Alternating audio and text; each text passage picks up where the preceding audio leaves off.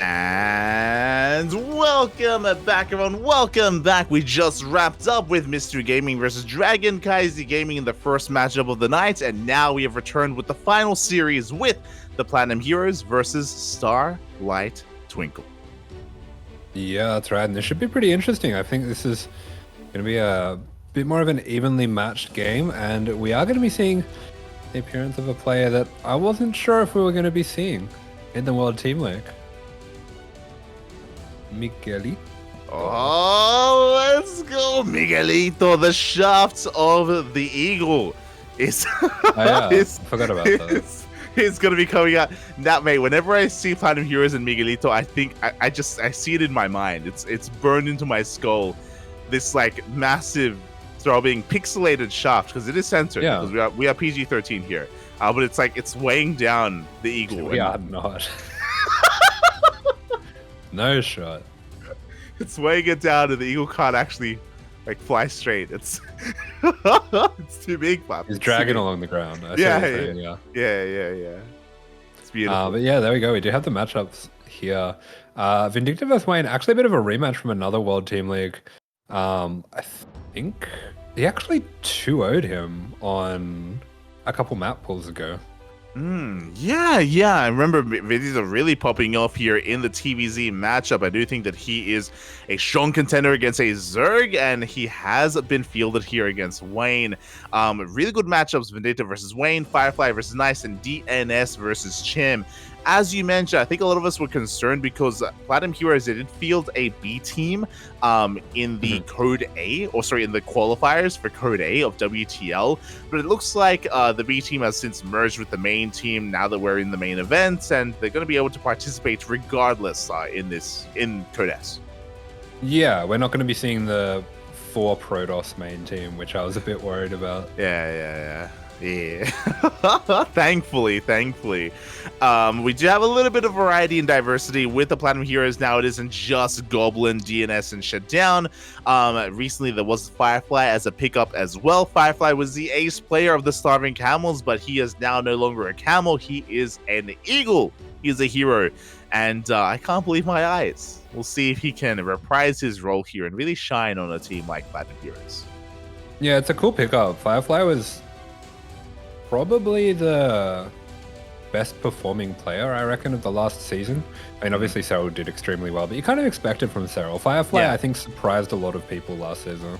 Yeah, if there was like a Dark Horse award, it would maybe be given to Firefly, like he really did pop off. I mean, a lot of players popped off, right? Like when it comes to Dark Horses, Firefly comes to mind, Dimaga as well, right? He popped off in his own way, and I think we became fans, and many others, I'm sure, as we did near the end of the season, but here we are with this matchup, and I think this is going to be a close one. We were talking about some of the pickups from Platinum Heroes, but Starlight Twinkle, they may have lost Spirit, but they have gained Wayne. Yeah, that's a pretty big pickup for them. I mean, Wayne's a very strong Zerg, especially when he's in form. He can be pretty terrifying, and Nice and Cham as well are the kind of players that I could definitely see overperforming in these leagues as well. Cham especially, I think, historically has done extremely well in Team League formats. Oh, yeah, exactly. He can be someone you can rely on to take some maps and to take a series as well. So this is a pretty solid lineup from Starlight Twinkle. I do think that their biggest weakness is just their lack of depth. Unlike Platinum Heroes, they've got like, I don't know, Baby Marine or Eva or Hates Me or, of course, Goblin and Shutdown. There are other regular Protoss players that they can rely upon. When it comes to Starlight Twinkle, it is mainly these 3 players. They have other players like Rewhite and Young Zest, but again, they're not as reliable, they're not as consistent as the 3 that we see here. Yeah, I mean, we do have the full strength team here. But yeah, I think it should be really interesting. The other thing I'm going to be looking out for as well, Vindicta has been playing on the new patch quite a bit more than I think some other people have. And he likes the Cyclones. So I think we might actually be seeing potentially a mass Cyclone game come out versus Wayne. Yeah, I would have expected that against Protoss. Do you expect that against Zerg as well? Yeah, I actually think it's really bad against Protoss, and we're not going to be seeing it against Protoss, but against Zerg, I'm not really sure yet. Okay. I say that just because today I saw maybe like 3 or 4 different times where we had Cyclones against Protoss. I think Australia actually off-raced in KSL. He off-raced against SOS, and he played Terran versus SOS Protoss. Yeah. And he went for like a really interesting, I think it was like a 4 Cyclone all-in with like you pull some SCVs and you just send it. Yeah. Didn't work. That's SOS barely held on, but yeah, it's really I've been seeing like I haven't seen mass Cyclone, but I've seen like these early timings with like a couple of Cyclones, maybe like a tank, maybe like a Liberator as well mixed in, and you just commit to a 2-base all-in. It's been interesting. Yeah, okay. I mean, I could see that being good for sure. Yeah, it'd be interesting to see if we see anything like that. I have been thinking that maybe versus Zerg as well, there's a potential to go for some kind of Hellbat all-in with the Cyclones, but I'm not really sure. Yeah, we'll see if Vindicta has, or Miguelito has been kind of like theory crafting. Has he been, just kind of trying to connect the dots and tear apart and break this patch a little bit? I know he can be, like a really inquisitive player. So I really look forward to see what he brings to the table here. Now he adapts, historically, like I've always loved like his mech style against Zerg to begin with. And I wonder how that adapts and evolves with the new Cyclone. Yeah, we're going to be seeing some NA gaming. I think that's what you're saying. Yeah. I'm ready for it, Papi. I'm ready for it. I think we casted Future earlier. Yesterday, actually, we casted Future yesterday in WTL, and he also had some interesting builds. I think incorporating some of those Cyclones. So, yeah. Yeah, no, I'd be interested to see what Future does, because I feel like he kind of makes up most of his builds anyway. Yeah. I mean, his builds they're very precise and they're very well crafted, but I don't really see anyone else doing what he's doing. And they're usually like some kind of 2-base all-in. So yeah, I reckon he's probably a good person to watch right now. 100%. I'm looking at Future. I'm looking at Vindicta. I can't wait to look at Dolan as well. Once DreamHack rocks around. But here we go. We do have our ELOs rocking up here. Apparently, I think these numbers are the seasons of WTL. I don't know. Oh, I don't really understand what the numbers are on the bottom. I don't. Yeah, I have no clue. I don't know why Wayne's is all 500 then. What's his default? I guess. Well, this is his debut in WTL, right? Is it? Yeah. As Wayne, maybe. Yeah. I'm sure he's played in WTL before. No. But maybe just not as a Wayne. I don't think they would change because of his name. I mean, before this, it was on Starcom. Before that, he was on. Was he on a Chinese team? I think he was, right? Was he on KaiZ? No. Maybe. I want to look this up. I feel like I swear Vindicta played against him in Team League, but maybe it was a qualifier. Yeah, maybe it was. As here we go. We're getting into this, and sporting in the right hand corner, we have the American Terran player for the Platinum Heroes. It is Vindicta. And in the top left-hand corner of the map, it is the Red Zerg, Wayne. Oh. It's very close. I'm not entirely comfortable. Closer. No, they played. Yeah. No, I'm remembering right. He played Good Game Gaming. Yeah, Good Game Gaming. In the regular season against us. Yeah. And Migs 2'd him. There you go. So I wonder why did they forget that Wayne was Radita? Yeah, I'm going with that. Maybe they think he's a different person. Yes. It's very possible. I'm willing to believe that. Oh my god! But we are getting this. I didn't see that Vindicta. He's growing out his mustache, puppy. He's getting his facial hair going. It's coming out. Yeah, he thinks he's a real man. I was gonna say he's becoming a man, puppy. I need to teach him how to shave. He's crazy. Yeah, I think so. He's had a few too many modelos. Gonna have to talk to him. Yeah. Man molejo. Papi. You're becoming a papi. Yeah. They're gonna leave the house soon, They're growing up. They're gonna go out into the world and Vindicta, because he plays Terran, he's ready for it. He's been smoging all of his life, He's prepared. Stronged out. As we are going to be seeing Vindicta going for a pretty standard build here. It doesn't opt to open up with the 2 racks on the low ground, so instead just going to be playing standard against Wayne. Has it been dabbling much in the Beyond opener in the 2x and low grounds? Yeah, quite a bit.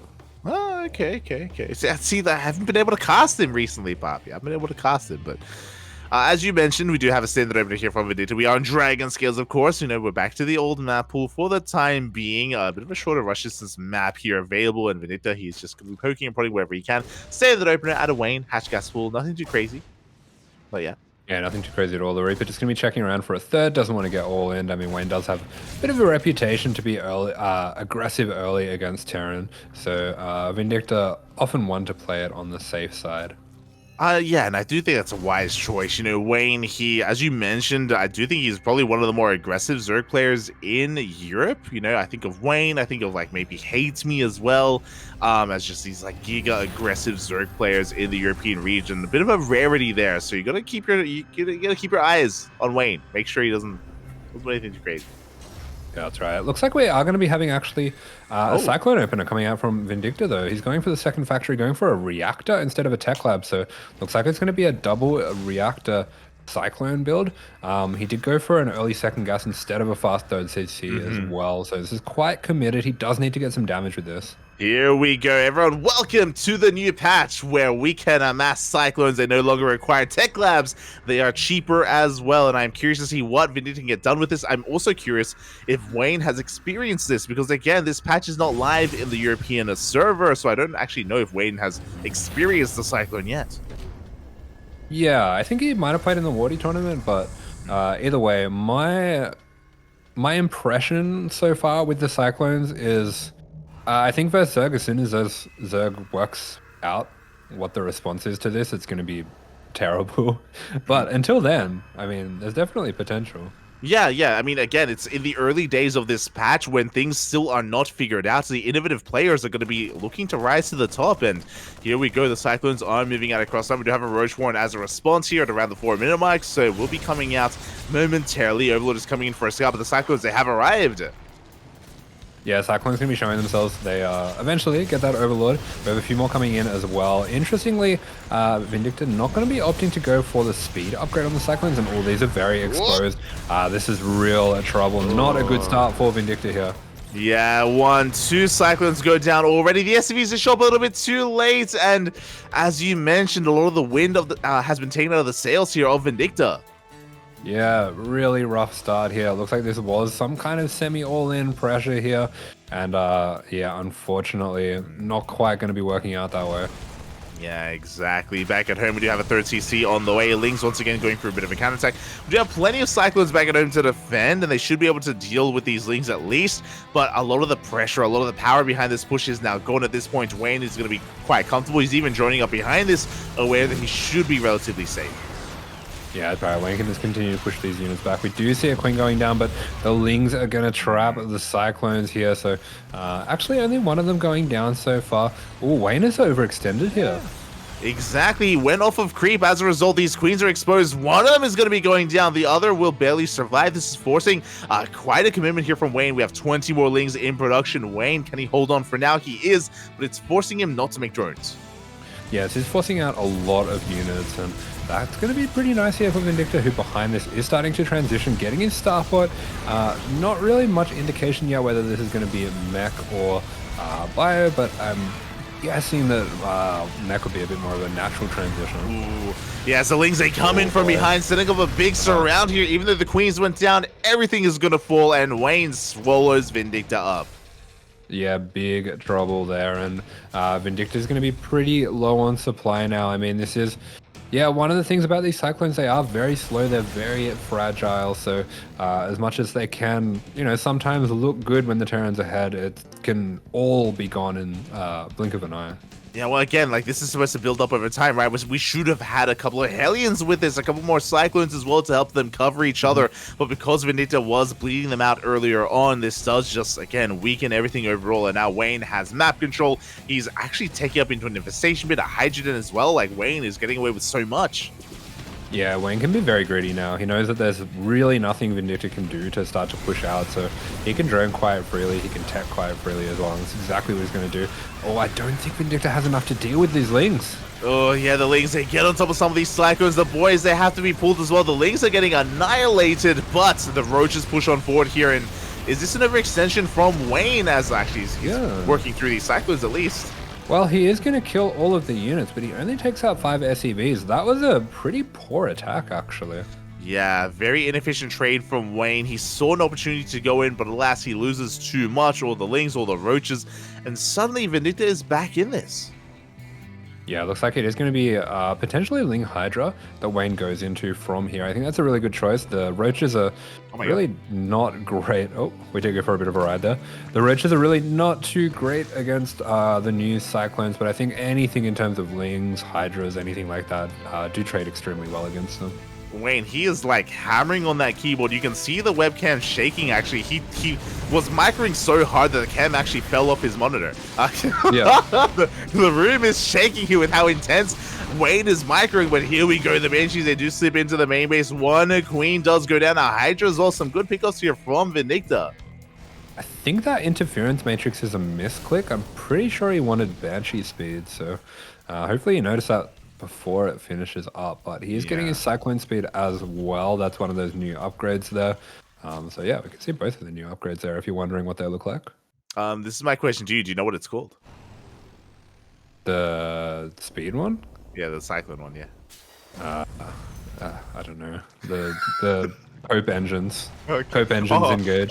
The Copium engines engage. Oh, let's go, Bobby. Let's go. The Copium is soon to be on full throttle. The tanks are sieging. The Banshees have arrived as well, but we do have some anti-air in these Hydras, so Vindicta has to be careful here as he does meet those Hydras head on.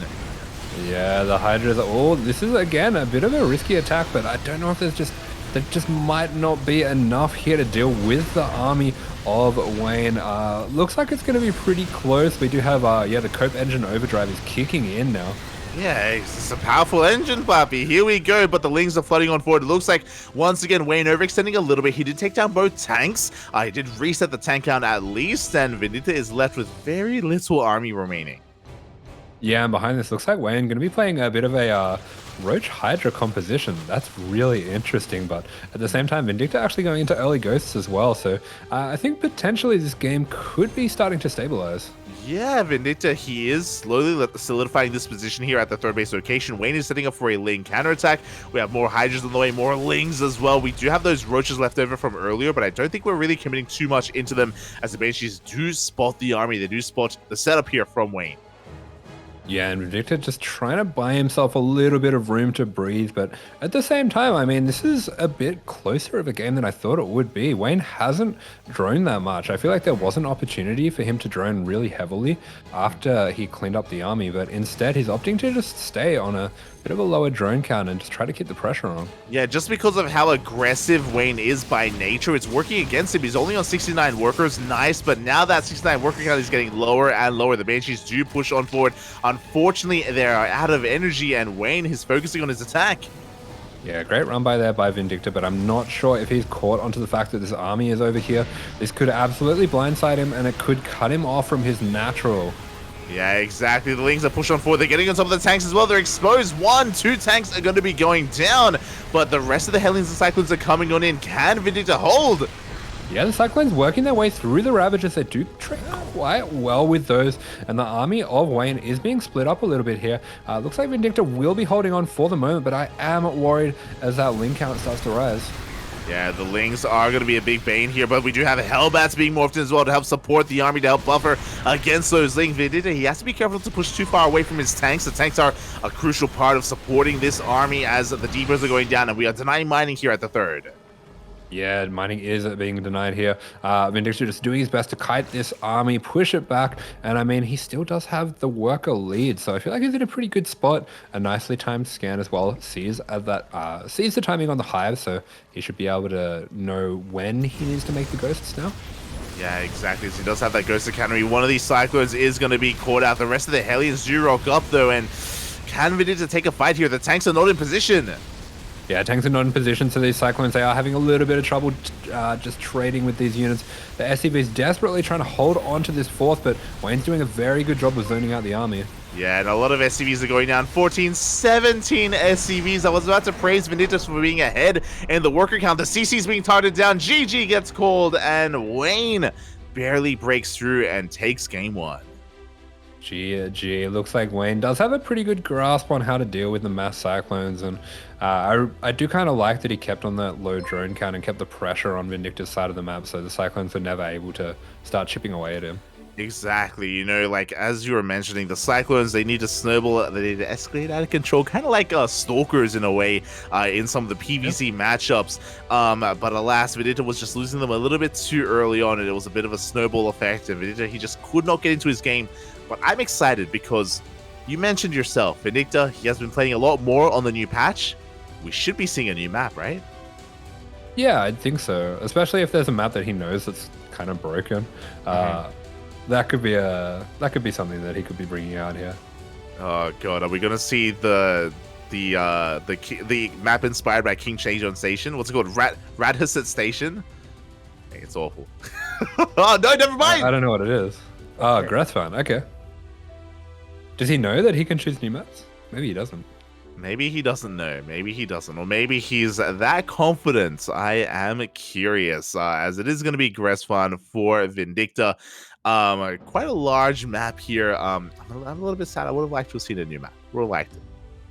Oh, mate. Wayne's turned the lights off. Oh, no, okay. He doesn't want to go to that kind of power level. Yeah. No, yeah. It's not time to smudge. The smudge is still within him here, as Vindicta is going to be choosing, again, one of these larger maps. What do you think he's going to be approaching here? Do we see a bio composition or mecha yet? I mean, on a big map like this, I do think mech can be good if he wants to play for a split map. As well as that, I mean, the Cyclones had potential there. It just feels like he didn't link them all up with the SCV. The 3 SCVs for the repair at the right time. Like, he just got caught out at just the wrong moment. Yeah. And potentially just with a small fix on that, I think he could be onto something though. Yeah, 100%. I do think the execution was a little bit lacking, but the theory was making sense for Vindicta, as he's just going to be downing some of those energy drinks. You know, it is quite early on in the North American region, but Vindicta, he is, you know, he's one to be up at this time. He's a little bit of a degen like that. It's good. Yeah, I feel like he's normally around now. But he's a Zoomer. He lives off energy drinks. That's just the way it goes. I mean, at the same time, can we really talk when you're down here? You know, I mean, you're downing like 4 coffees in a day, man. You know, like. Oh, that's symptoms. I get 2 coffees. 4's too much. As in the bottom right-hand corner of the map, this is Vindicta.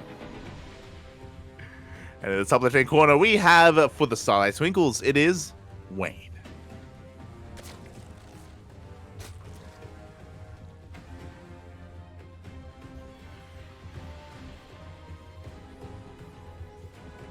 Yeah, no, when I was younger, I used to... Actually, I remember I used to bake, so I used to be like baking at like 2 a.m. in the morning, or going to my shifts at 2 a.m. in the morning, and then I'd finish up at 10. I'd go to Woolworths, get like a 4-pack of Mothers or Red Bulls or something, and then go to a friend's house and play games all day. Oh my god. Which, if I did that now, I think I'd literally die. Your heart would just burst. It'd just be too much. Aye. Oh my god. Yeah. I never. I say that. I used to like down like V's or stuff like that for work, that sort of thing. Sure, okay. But yeah, I don't know. There's some energy drinks out there that I just can't down. Like, you know, Rockstar. Rockstar is not. It's terrible. It's terrible. Not good. It's. I liked Mother. I reckon Mother's not bad. And yeah, V's are pretty nice because they're like a bit more sweet. They're a bit sickly, but like I don't know. Yeah.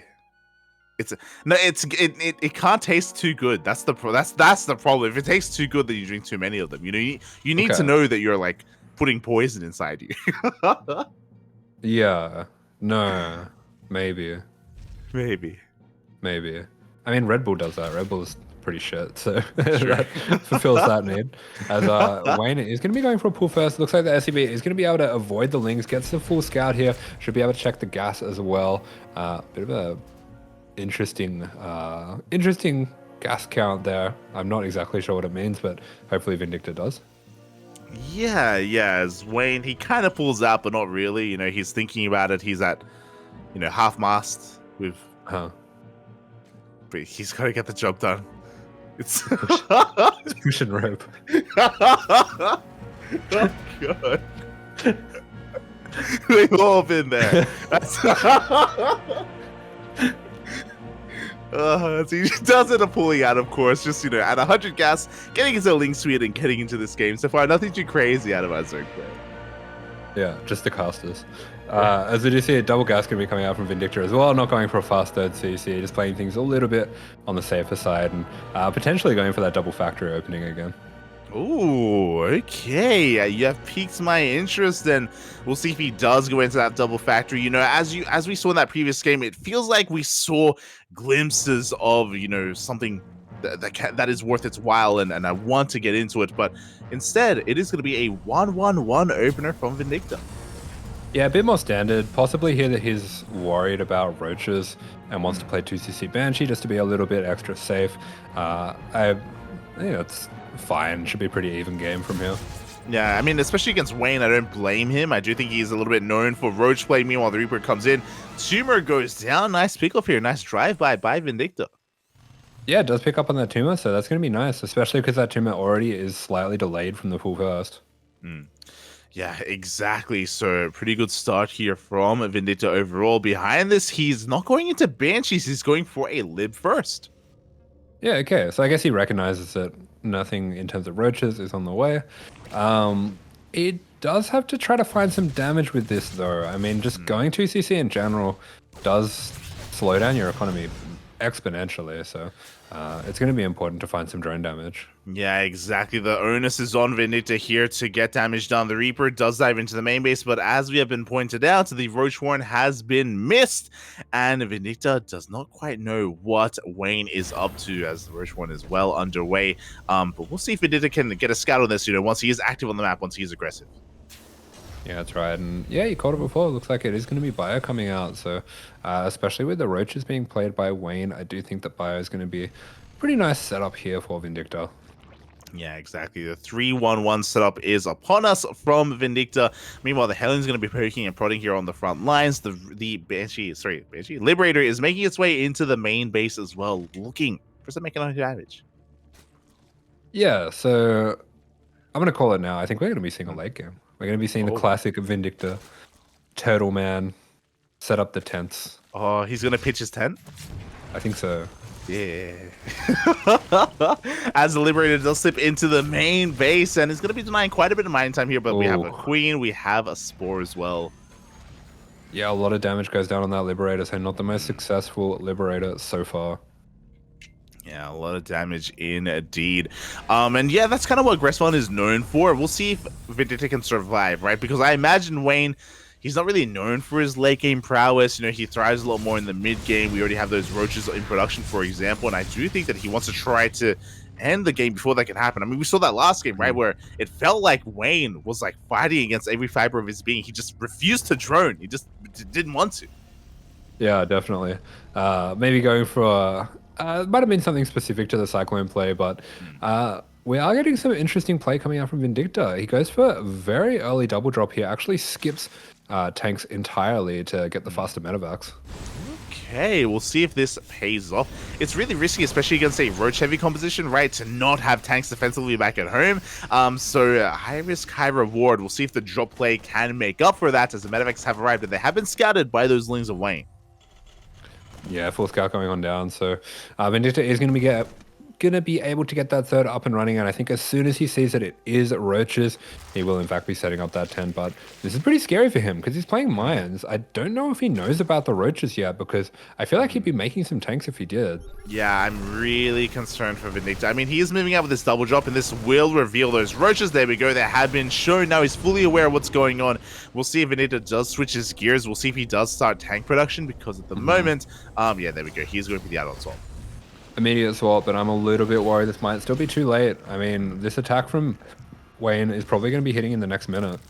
Yeah, exactly. Wayne, he's building himself up. He's on 3-base saturation. He's on 67 workers, and that is all he needs. He's amassing roaches, ravagers, and lings. And Vindicta, he's gonna have one tank to defend, if that, and that may just not be enough. Yeah, one tank, one bunker as well. I feel like he could probably be throwing down a few more bunkers here, maybe like 3 or 4, honestly, considering the gravity of the situation. But he is feeling confident enough to send a drop out. I'm a little bit worried here for Vindicta. Yeah, this may just be it. As Vindicta's trying to get in position, he does not see the army. He does have that one tank. It's looking a little bit exposed here on the right-hand side, as Wayne is looking to wedge himself in between the natural and the third. Yeah, but the tank is exposed. There was no vision on that right-hand side. The Marines are out of position. Vindicta is in a huge amount of trouble. Only one at bunker there, and I do not think that is going to be long for this world. Yeah. Looks like Wayne has executed Vindicta. There it is. GG, well played. Wayne comes in from the flank, blindsides Vindicta, and he will be taking the series 2-0. A strong start for Starlight Twinkle. GG. It was always going to be a bit of a tough match there for Vindicta, but some very interesting stuff going on in that first game at least. Yeah, exactly. And this game, it just was unfortunate that the Vindicta didn't see the roaches until it was too late. Despite being very active with his Reaper, despite going into the main base, despite his Liberator as well, he just did not see those roaches until he moved out with the double drop. Yeah, that's right. Just a little bit of an unfortunate build matchup as well, that he was skipping tanks and ran into that. But yeah, with that, Platinum Hero is unfortunately going to be going it down, but they have plenty of chance to fight back. Firefly and DNS both performing extremely well in the last World Team League, so they're fully capable of taking games here. Yeah, exactly. As we are going to be getting into our PvP next, it's going to be Firefly versus Nice. And this is going to be an interesting one. So Nice, he is just hot off the presses here. He just claimed a victory in Grand Platypus Open. He just won GPO today, merely a couple of hours ago. But something that he avoided in GPO was PvPs. You know, he went up against Zerg players, went up against Terrans, but not against Protoss. And Firefly, he is quite a Protoss to go up against. Yeah, Firefly versus Nice, I feel like should be a relatively standard PvP. And they're both extremely strong in PvP as well. Oh yeah, we talk about Nice all the time and how he was forged in the flames of Haas, you know, and not just Haas, but always as well. You know, his region has always been dominated by Protoss, and you have to have good PvP to excel in the Taiwanese region, and that is how Nice kind of, you know, got to the top, you know, off of PvP. So yeah, this is going to be a close one. It does feel like in recent times Firefly has been a little bit more on fire, no pun intended. You know, he's been flying a little bit, and you know, maybe some recency bias, but I do kind of peg him to come out on top here. Oh, yeah, nice. That I'd like to see. No, I picked Firefly to get the 2-0 as well. I do believe in Nice, but it's possible he's also a little bit tired from GPU.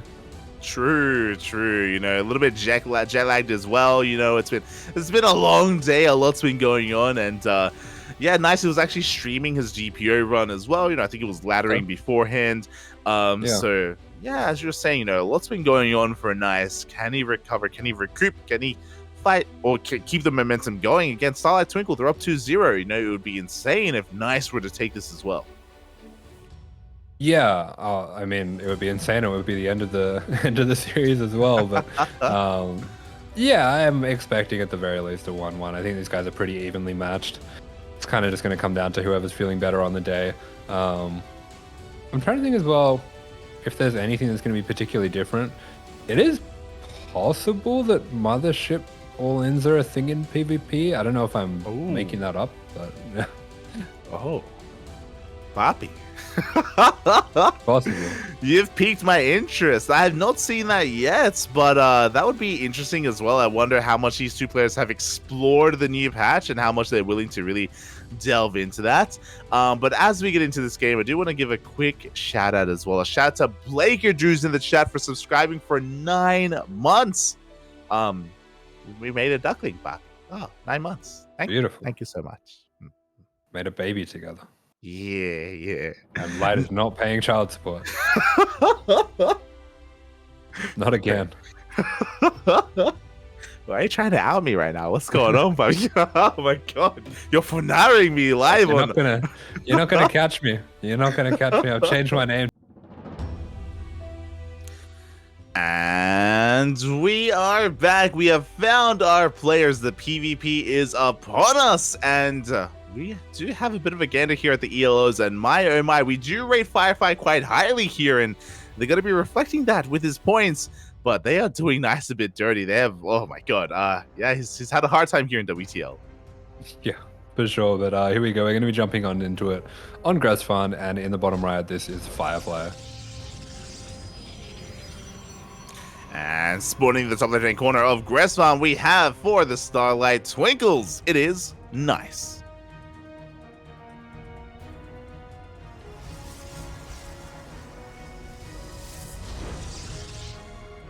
Oh, but we get to cast PvP again. Oh. Let's go. I'm trying to work out what these things on the screen here. The little packages. They look like vine leaf packages or something. I don't know. Oh, yeah, they look like vine leaf packages. Yeah. They look Have you like ever had vine leaves, crabs. like from Lebanese restaurants? Ah, okay. See, in Latin America, we do it with like banana leaves. Oh yeah, probably the same sort of thing. Yeah. Yeah. And it's like rice in the middle, and it's like maybe rice and a little bit of meat. Yeah, And it stays warm in the leaves. Yeah. yeah. You can get them like in Yamcha and stuff, right?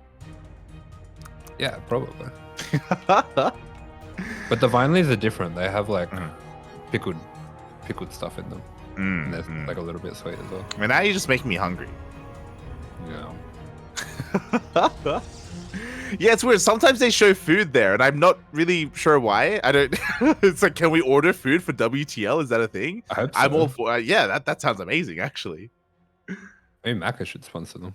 Oh, true. When was the last time you had There Macca's? Probably been a little while actually. Yeah, It's been long enough. they're doing the Monopoly thing. You can. Yeah. Make it big. Probably got some around here somewhere.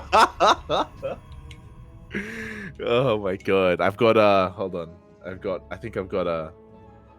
I don't know where I put them. I've tucked them away somewhere safe. I've got Coventry Street. You know, I've got the yellow house. Yeah. That's fucking broke something. Yeah. But before we get too ahead of ourselves here, Firefly's going for one base all in. He's going for Proxy Robo. Let's go. Yeah, that's not important. I've got Trafalgar Street. Oh. Trafalgar Square. Oh, what color? What color is that? Red. Red. Yeah. Okay, I got some instant wins. I got a cheeseburger. Actually, I kind of want to eat that cheeseburger. I have the Strand, which is a red one as well. Oh yeah. Yeah. I have like one of each color. I don't. I have a feeling how it works is that like one property from each color is as rare as the prize is, and the rest are just really common. Mm-hmm. Yeah, pretty much. I think I've heard that as well. I think there's like, yeah. Oh my god. But enough about Macca's, as I'm horribly hungry at this point. We do have Firefly sitting up with that Proxy Robo. Immortals on the way, followed by a War Prism as well. We are going to be committing. Firefly did go for it. Sorry, Nice did go for a double gateway opener as well. But I believe he hasn't quite caught wind of the Proxy itself. He's trying to get a read on what is going on. He's going for a defensive Robo of his own. So it looks like he has a... Oh yeah, there we go. He has scouted the Robo. He's aware of what's going on. And Nice is preparing back at home. Yeah, importantly as well, he hasn't expanded yet, so he's going to be pretty well prepared for this. Yeah, exactly. You know, we have shield batteries, we have defensive robo. It's going to be on the execution for Firefly, and can Nice crank out those immortals in time, because the robo is still only halfway done and the prism is making its way across the map. Firefly is looking to slip into the main. Yeah, it looks like Firefly's going to be putting on some pressure, and at the same time, Nice going for a bit of a counter pressure. This is a very cool move, and that's going to be so annoying to deal with. Mate, that gateway is going to be depowered, and suddenly Firefly, he won't be able to warp in any more units. We do have a force field thrown down. Stalker is going to be picked up. The shield of the Immortal is forced back as well, and Nice, does he have enough to hold on here as he's losing his sentries?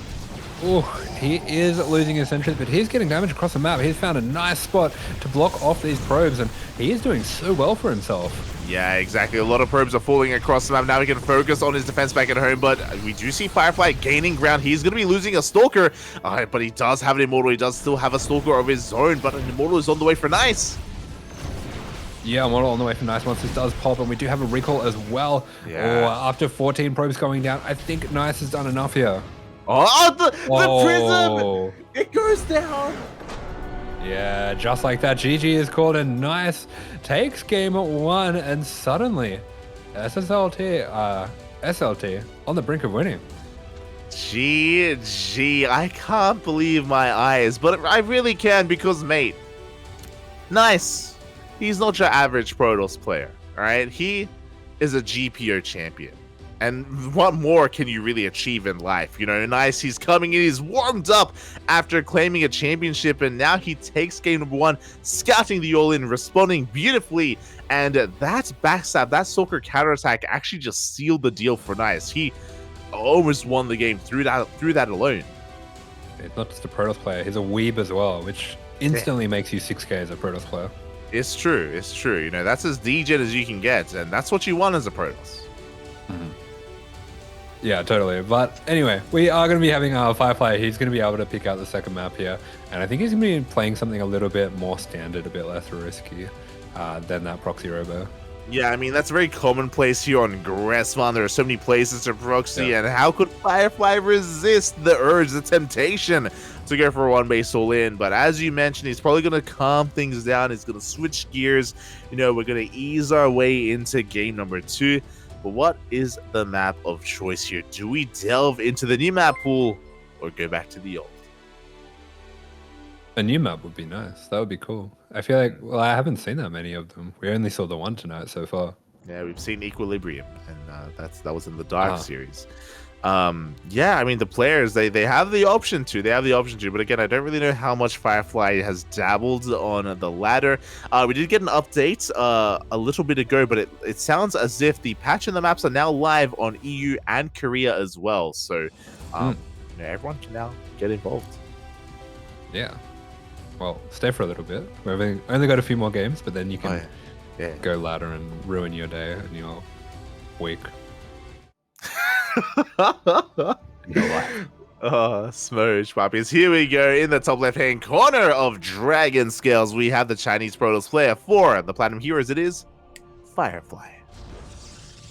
And in the bottom right-hand corner, sitting on match point now, this is Nice. He's very unimpressed. It's like, how dare you? How dare you try to all in me like an animal? Oh my god, like a Firefly. Get out of here. Ugh. Yeah, not impressed at all, but it was a really cool response from him as well, sending those 4 stalkers across the map. I don't think I've really seen something like that before. I liked it. Yeah. I liked it too. As all right. It is going to be Dragon Scale, so we didn't get the new map. Bit sad. A little bit unfortunate. Are those like spicy crabs? The crabs. I did see the crabs, yeah. No, they're definitely crabs. I saw them before. I just want crabs now. I want... Feed me. Oh my god, as we are setting up for double gate openers here on Dragon Scales. Now, we were talking a little bit about how our players are going to approach this and how Firefly is going to calm things down, but we're on Dragon Scales. Again, rush distance by ground is very short. I wouldn't be surprised if he actually does plan on being a little bit more assertive here, but we'll see. We'll see what the first 2 units of choice are going to be for our 2 players. Yeah, I mean, both players playing 2-gate again, despite the ramp map. So, we are going to be getting a bit of an aggressive start to things. Nice is going to be scouting for proxies once again, and it looks like Firefly is maybe thinking about it himself. Yeah, he throws down a pylon on Nice's side of the map. So Nice is going for a fake pseudo proxy. He throws down the pylon just to make it look like he is committing to something more aggressive, but Firefly is actually committing. Is he going to go for another proxy robot, and is Nice going to scout it? Spotted again. Oh no. Okay, it is going to get spotted anyway though.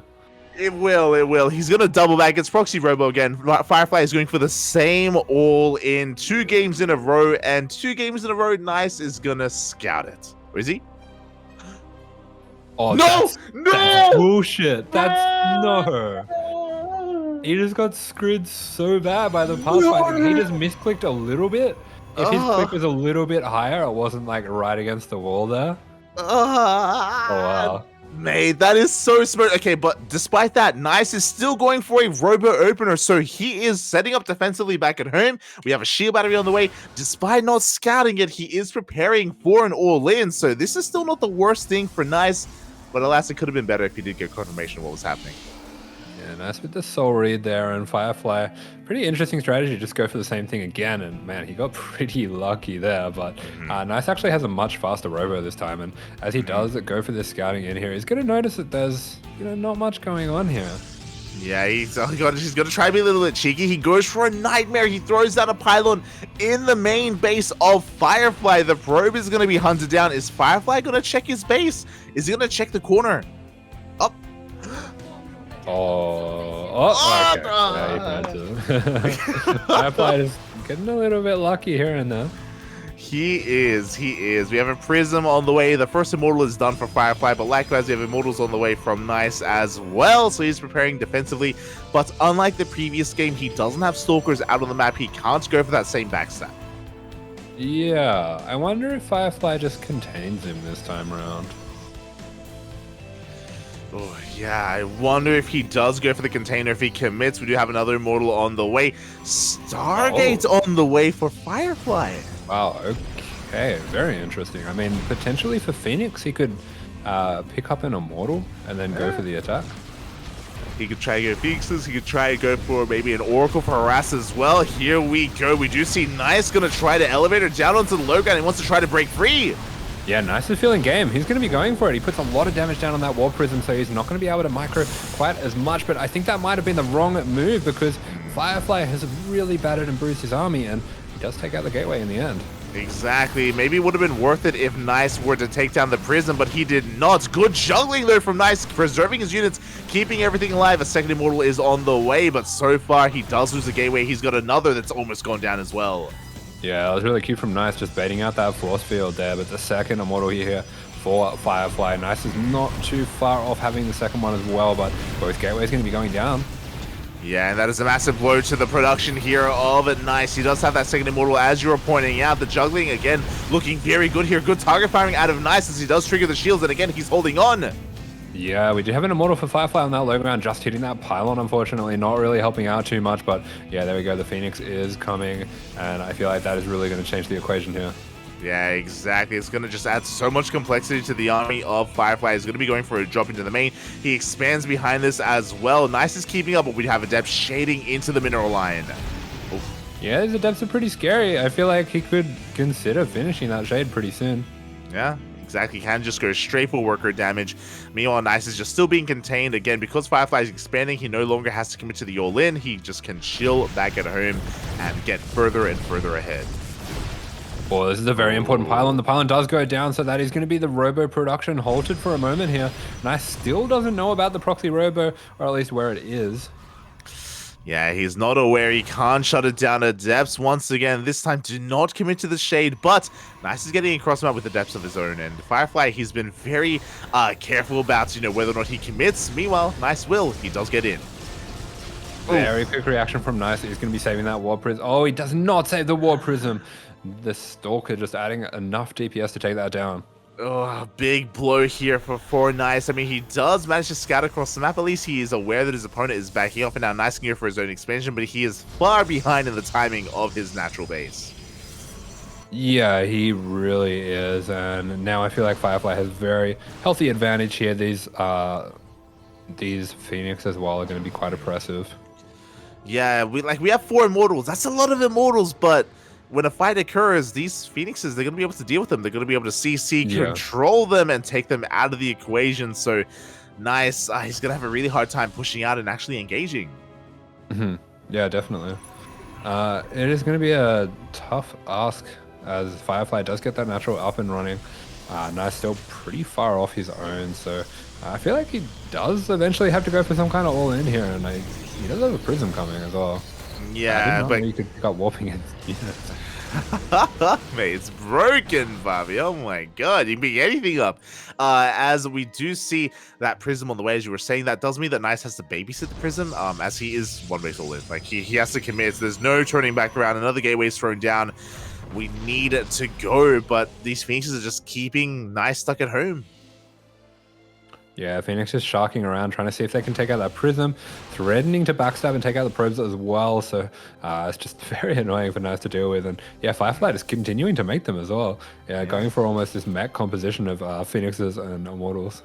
Yeah, Phoenix Immortal is going to be strong enough here to just overcome and overpower. Nice. The probe count getting out of control. Firefly over 10 workers ahead.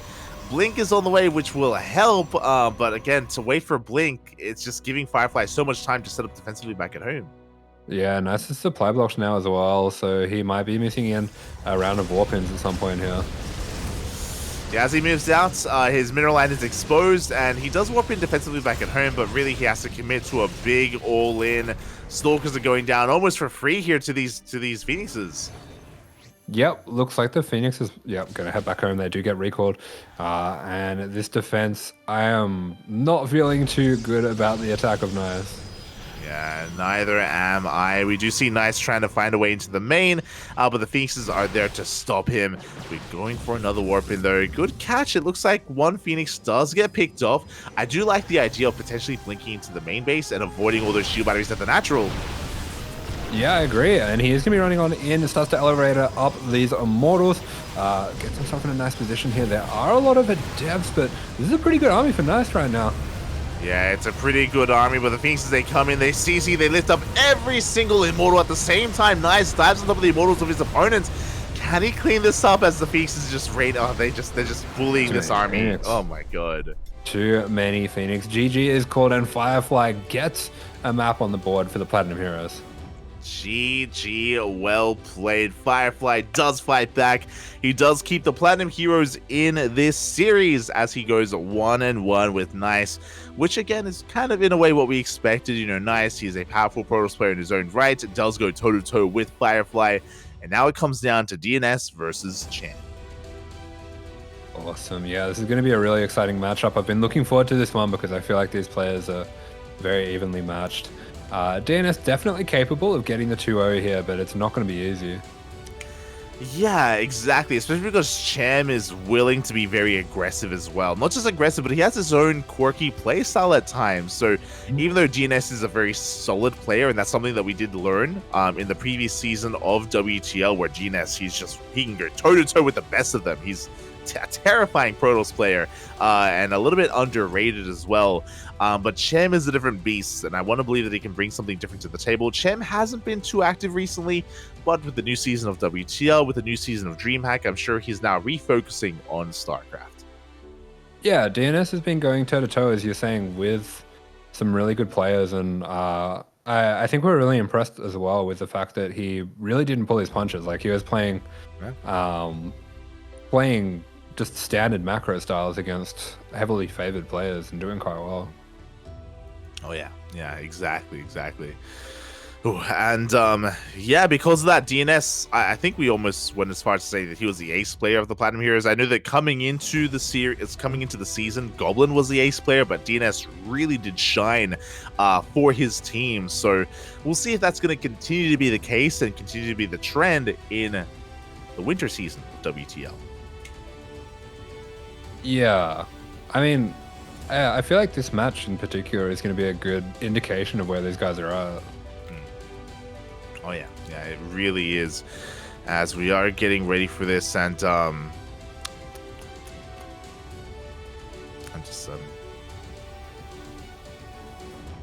looking at some Maccas right now. Is it open? Like, it's really late, actually. I just realized the time. I mean, it is for me. I don't know if it's open for you.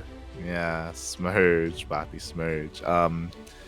Today, technically Sunday. Open until 2 a.m. Oh, Poppy. Yeah. Get on it. Oh my god, it's been so. Do they still have like the pies? Do they still have that? Is that a thing? I don't know if they have the raspberry ones, but I mean they've always got the apple pies. Yeah, but they're not that amazing, honestly.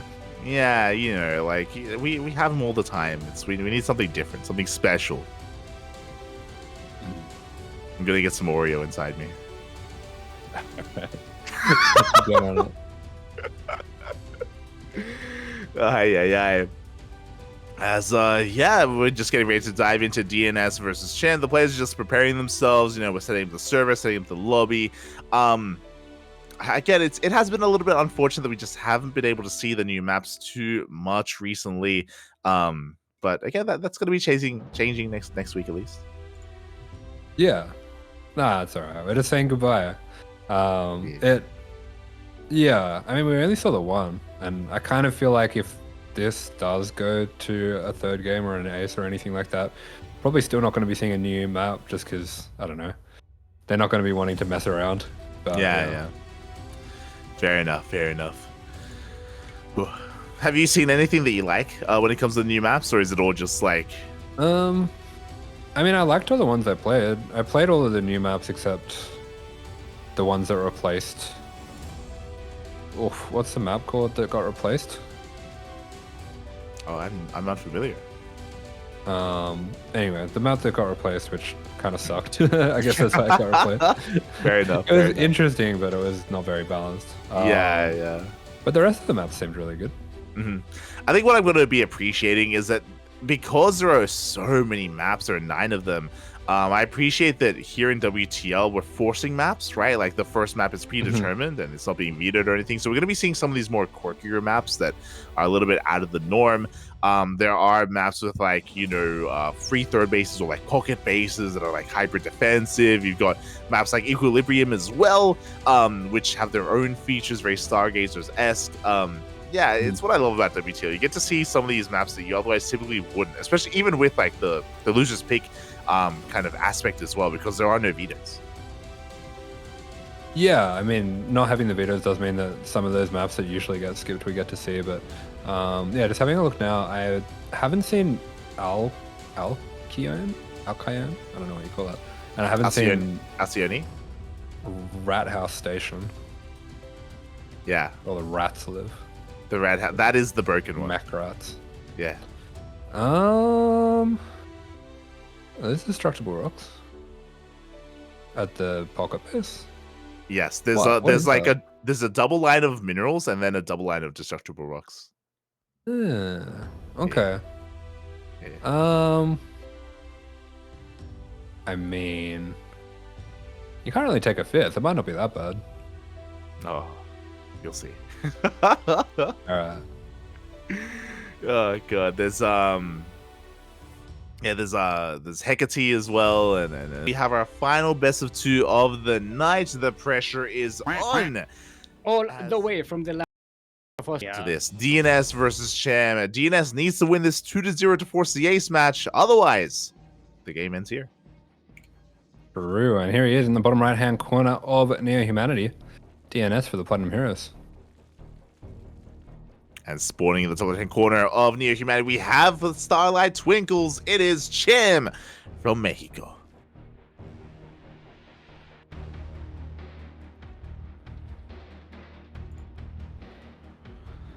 And for one of the final times, we are loading into Neo Humanity. Asher, what are you going to miss most about this map?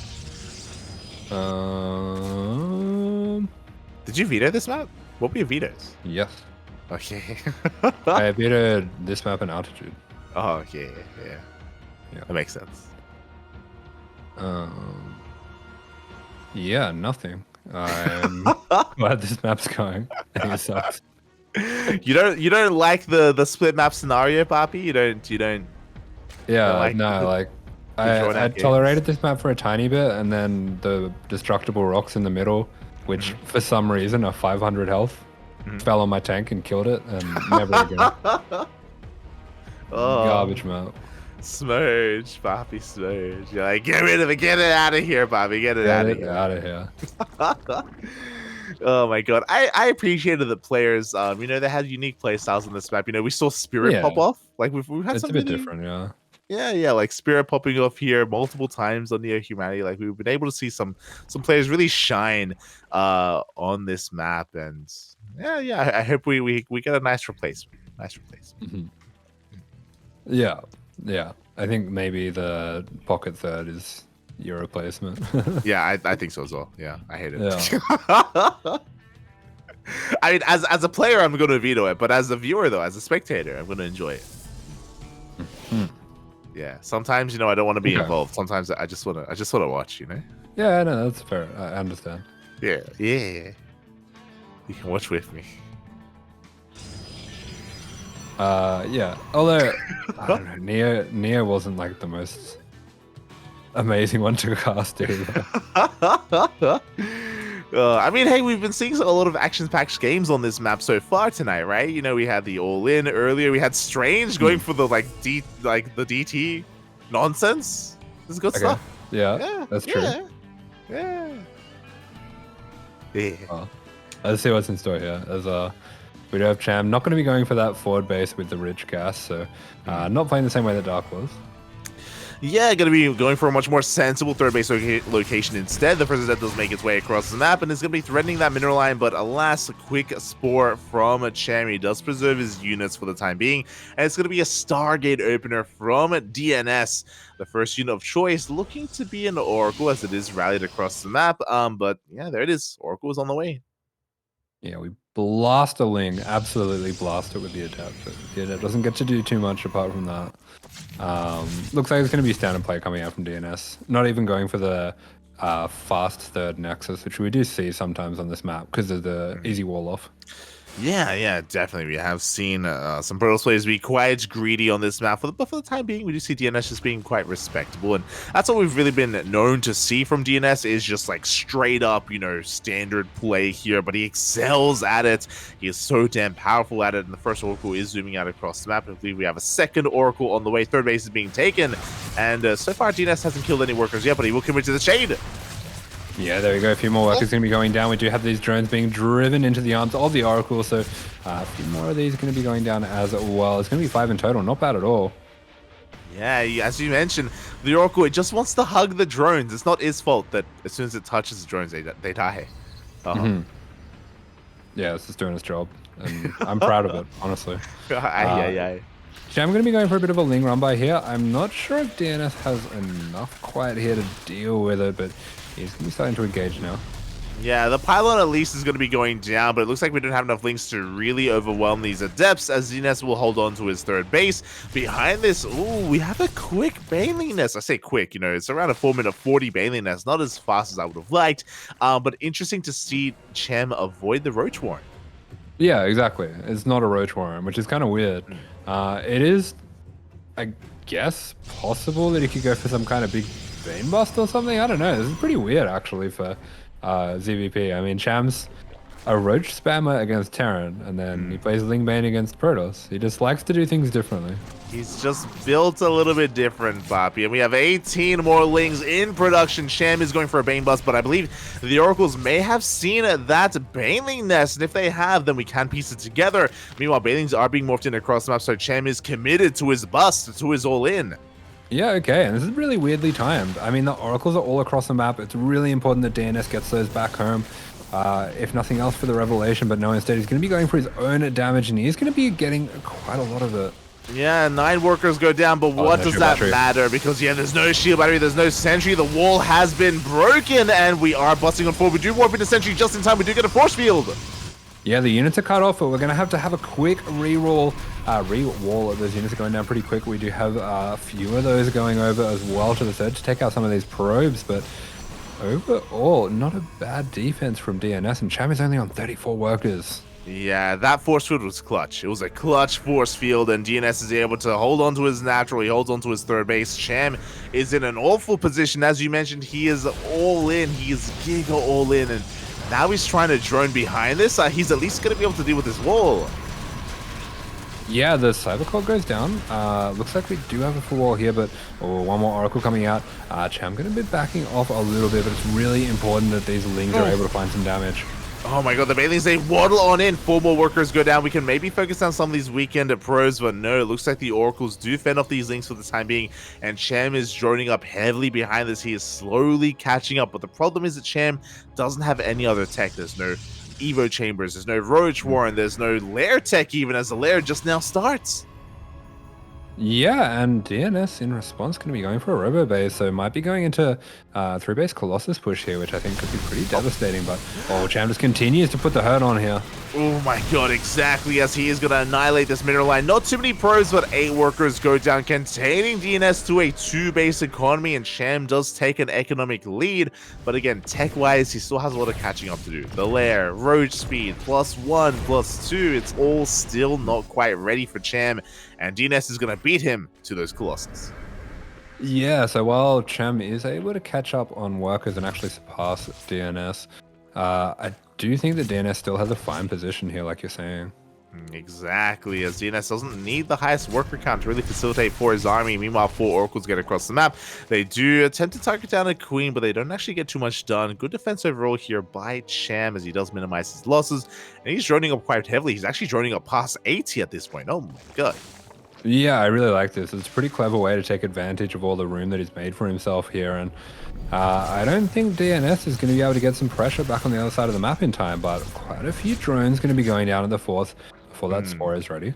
Yeah, the spore a little bit too late. 6 workers go down, and DNS is keeping Cham in check. Is going to be maintaining control of at least some of his economy. Meanwhile, Colossus is on the way. We have a Templar Archives for Archons for Storms as well. We only have 1 Robo producing. We don't really have the economy to sustain double Robo. So DNS is still building himself up, and Cham is here to deny that 4th.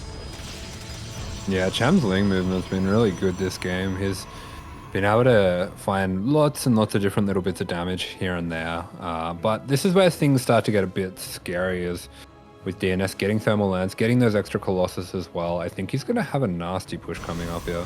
Exactly. I mean, so far he's still only working on a 2nd Colossus, as it looks like that cannon was a little bit misplaced. But yeah, he doesn't have too many, but there we go. 2nd Robo is now on the way. Once he builds up towards 4 Colossus, then DNS is going to have a terrifying force.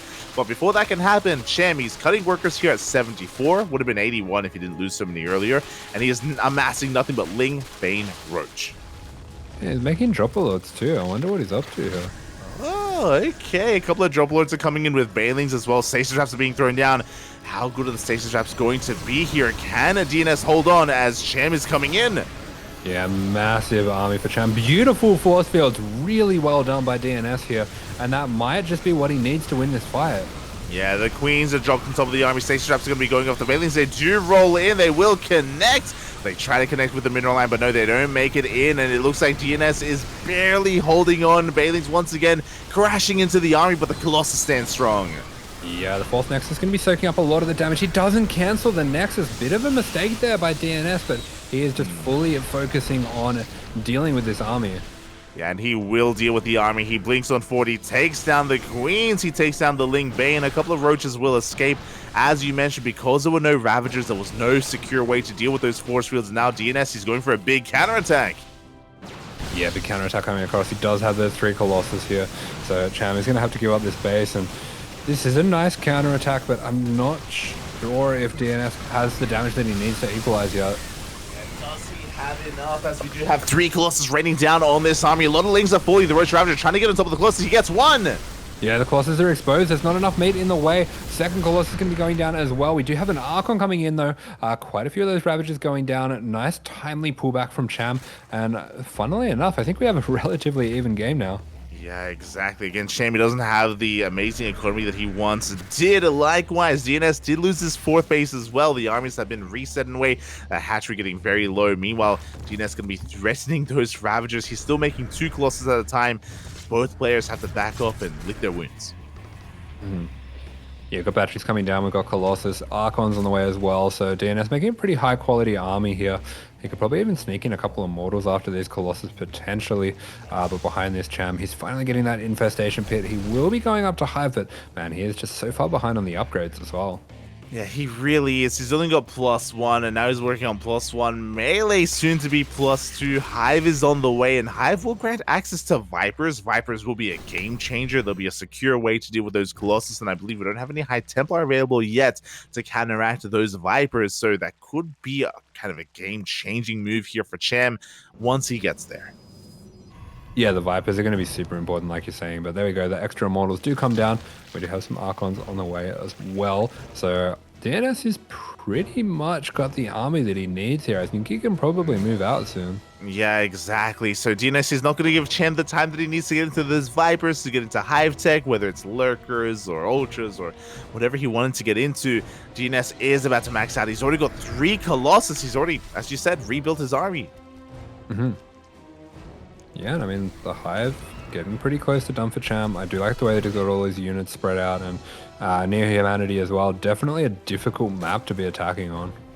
It is going to be difficult, so we'll see if DNS attempts to, or if he decides to tech up even further. Once he gets comfortable, the option is there if he really wants to try to throw down a Fleet Beacon, additional Stargates, Sky Toss. Could be an option here, as we do see him dip into the main base, and he does get eyes on that Hive. Yep, we've got Vipers on the way for a Cham. We have a Storm on the way for DNS, so that is going to be the tech of choice of both players going forward. Looks like DNS is pretty happy to play a bit more of a defensive style, especially considering Cham's army is more of a short-term army. It's not quite as high quality. Exactly. So I'm sure Cham maybe even wanted DNS to push into him, but DNS, he's just fortifying himself, just defending on 4 bases, slowly working towards a 5th. This is the power of Near Humanity. He says, "Come at me." And Cham says, "God no," as he works towards a Spire. Hive is done, and he's heading towards, I imagine, a Greater Spire. Yeah, I think probably Broodlords eventually. They're pretty strong on this map, and I think with the patch as well, with them being a little bit faster, it's going to be very easy to abuse all the dead spaces on this map. But before that, we do have a big attack coming on in here. Fantastic Stasis Trap again, taking out so many of those Banelings. Yeah, Cham is trying to get a surround on this army. He's coming in from the side as well. Storm's looking pretty good on those Banelings. The Banelings, they cannot touch the main army, but Lings are getting on top of that center 5th base. That's right, the Vipers have arrived. The Banelings are about to come off stasis. DNS definitely putting himself in a bit of a dicey spot there, but he has enough to do it.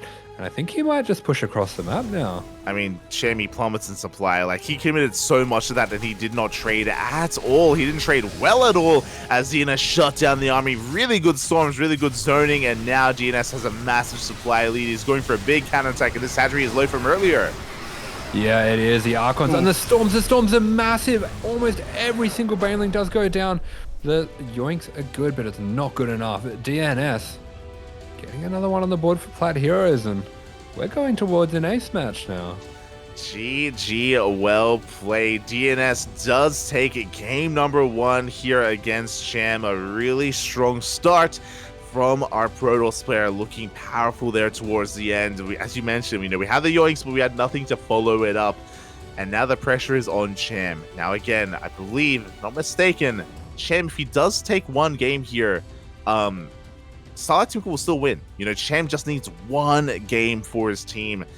But if DNS gets the 2-0, then that's the ace match. Yeah.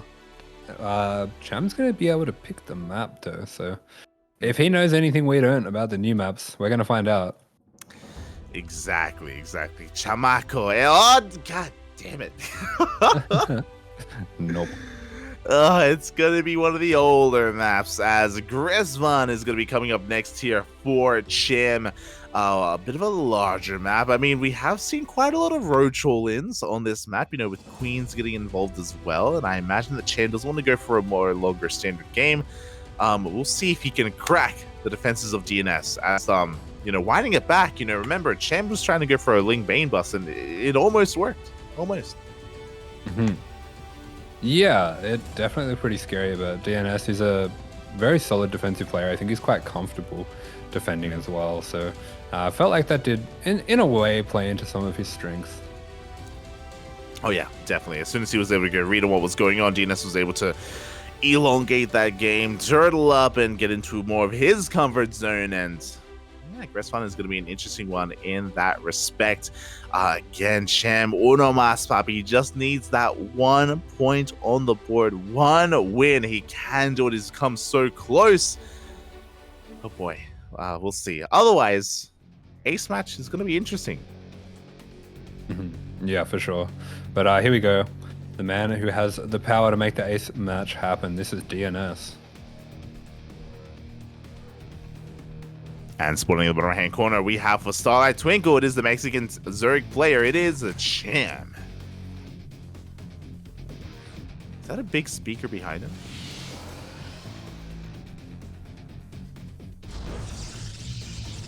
Yeah. Maybe. That's a big speaker. Yeah. Yeah. That's like a stage speaker. Yeah. DJ set. Yeah. DJ Cham. That actually sounds good. DJ Cham. DJ Chamaco Let's go. on the decks. Oh my god, the fingers is 8 p.m. He's so quick, Poppy. He's so quick. Oh my god. Yeah. I wonder if he uses it for that or if he just like blares music in his room. His hearing, it's sconge, Poppy. It's sconge. Oh my god. Yeah, it's just the Neighbor Destroyer 3000. Oh my god. Have you ever had to deal with that living in apartments? I've done it, but I've never had to deal with it. Asher. Not in this apartment, but Yeah. I've been on the receiving end of noise complaints before. Lovely. Oh my god.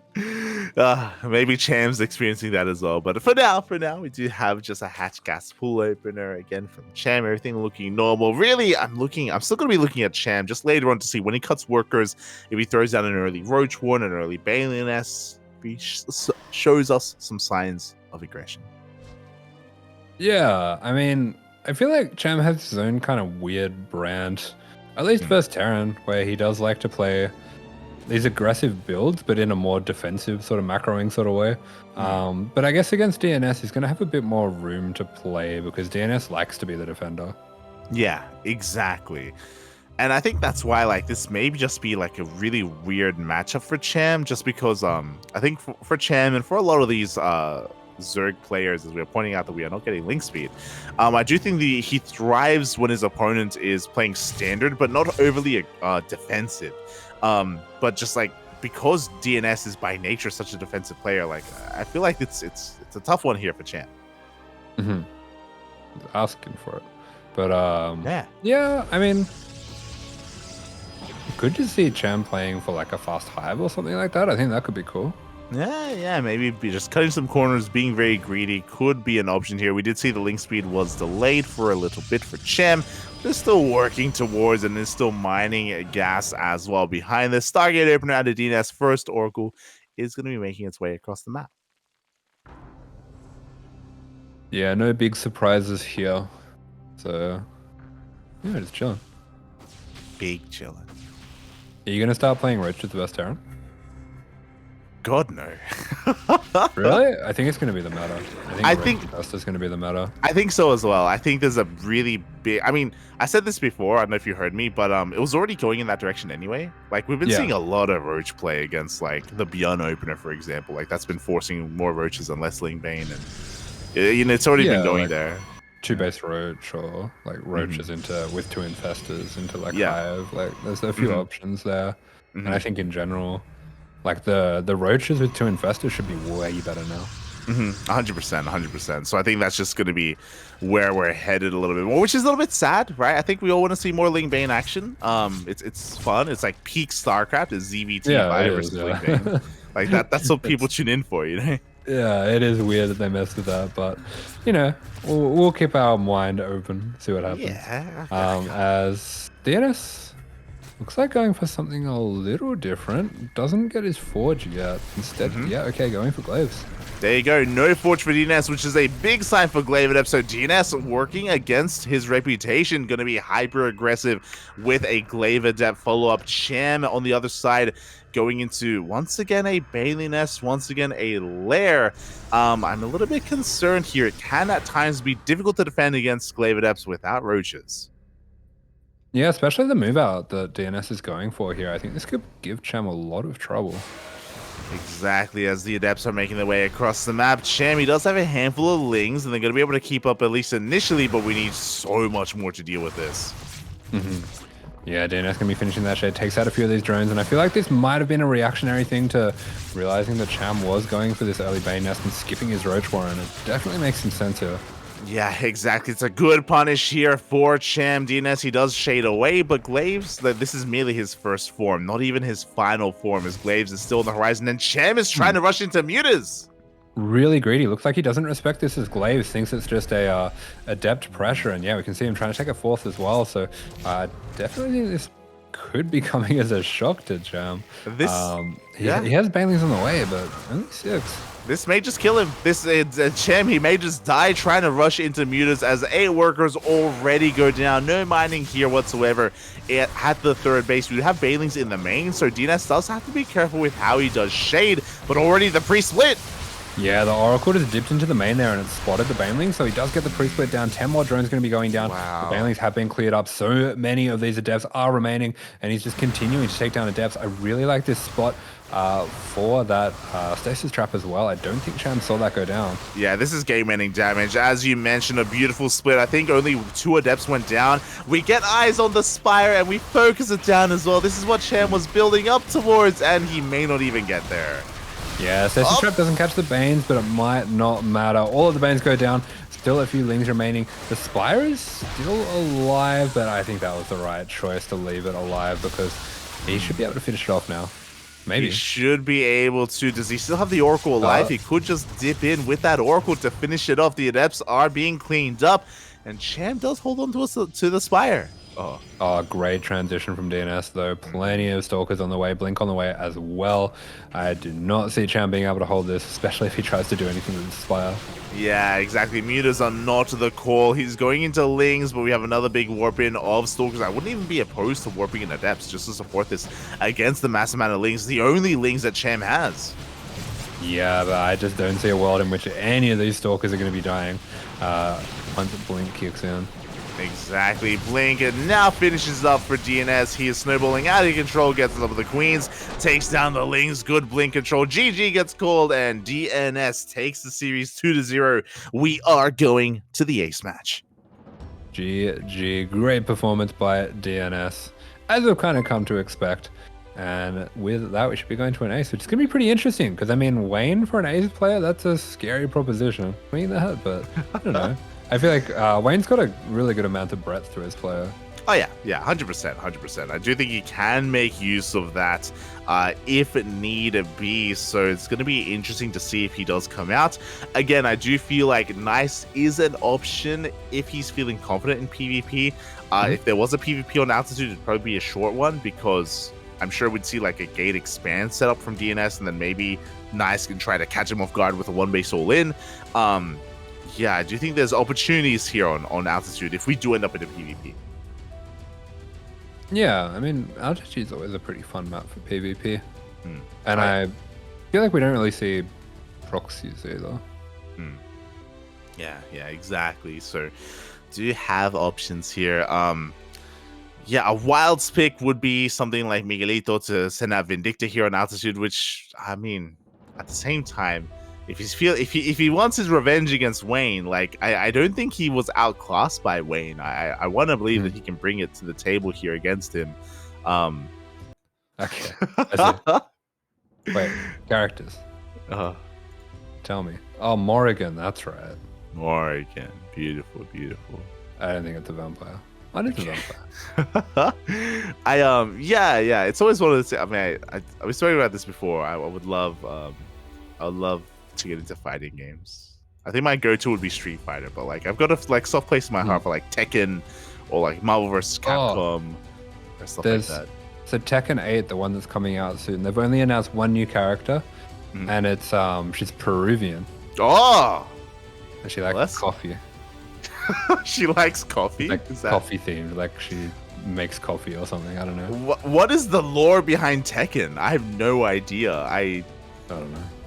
The only thing I know about Tekken is up if they want to. They battle here of like who picks who and like who counters who and like who do we want to bring out, and you know they're waking up Goblin. You know, he's asleep right now. He had a long night. He pulled an all-nighter, and they're just ringing his phone, trying to get him onto the PC. Peru. Well, I'm just keeping an eye on the time because I don't want it to get to 2 o'clock because it's daylight savings and I'll cry if I watch the hour change.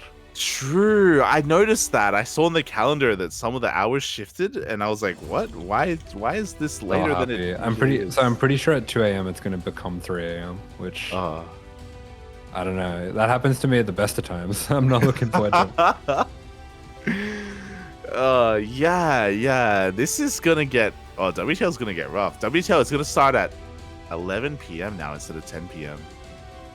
Yeah, no thanks. I get you for the first half, Bobby. I get you. Wait, why do you keep saying that? You stay up anyway. Why? Mate, I don't want to ruin my sleep schedule. Meanwhile, it just stays up just for watching Netflix or something. What are you talking about? I can't be going to bed later than 5 a.m. That's too much. But you're doing that anyway. Oh my god. As we do have our ace players picked, it is going to be DNS versus Wayne. Oh, Wayne gives the mouse a kiss. Oh, like, brother, we're gonna do this together. You and me against the world. Kiss the web. You knocked it down earlier, puppies. Here we go. In the bottom left-hand corner for the Platinum Heroes, it is DNS. And in the top right-hand corner of the map, it is. It's Wayne. Getting all up in our grill. Let's go. Getting up close and personal here as it all comes down to the ace match between these two players. This could go either way. As a reminder to everyone, this is a best of 1, not a best of 5. So this could go either way. Yeah, for sure. As Wayne not going to be going for any weird 15 hatch opener or anything like that. Just playing it pretty standard. And yeah, the pressure's going to be on. Oh, yeah, exactly. As he's forced to take the natural here, forced to expand over towards that third base location. But as you mentioned, we don't have any early pools, early gases. We are on altitude. The reason why we were, of course, bringing that up is because this is the largest map in the map pool. So it is a little bit difficult to be aggressive early on, at least, on this map. But that's why you do it. That's why me and Micah does it. Mind games. He 12 pulls quite a lot on this map. Of course, yeah. The mind James. James? Yep. Yeah. There you go. I need to learn to 12 pull. I don't know. I think it's actually pretty... I don't know. Like, all the Protosses had their response really worked out. Yeah. I was going to say it's that... not that hard to hold at that level. Yeah, it just feels bad in ZVP. Like, it's like, why did I... It's like, whenever I try to do it, it's like, why did I do this to myself? Why didn't I just, like, open standard? I'd just be in a better position, Like... I mean, if you get really good with it, you can probably get ahead, but I don't know. Yeah. I feel like Protosses have the response pretty well worked out, even at lower levels. Yeah, pretty much.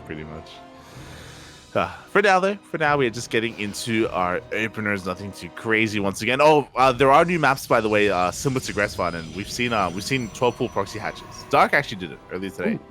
Cheeky. There's Stargate once again from DNS. Doesn't want to mix things up too much. Yeah, exactly. And this is kind of what we expect to see from DNS, going for a Stargate opener into 1, 2, 3 Oracles into a third base. It'd be pretty shocking if he deviates away from this. So we'll keep an eye on, any kind of crazy Twilight Council timing. He has shown us that he's willing to go into Glaive Adepts. It's possible. Yeah, you can mix it up. It'd be a pretty weird map to do it on, but you can. I feel like we're probably more likely to be seeing Wayne being the aggressor here. 100%. Again, he's typically wants to be the aggressor. I know that you were saying earlier that he's like, willing to play differently and really have a wide breadth of play styles available to him. But typically all roads lead to Rome, and Rome is aggression for Wayne. And Rome's always on the mind. Yeah. Rob. Actually, that's not true. That's not what I'm thinking about right now. You know how some people think about Rome all the time? I think about cereal all the time. Yeah. Well, I am talking about Chase, but I'm talking about the meme as well. Okay. I think about cereal all the time, and I just recently got a big box of Just Right. Oh, let's go. On special as well, but it's like one of the really big boxes, like one of the 700-gram ones. It's so that's so real, by the way. I don't know what it is. Well, like like every like now and then you just like get a craving for good cereal. And it's like it's not even that fancy. It's not even that like, you know, it's just cereal, but like it's just good.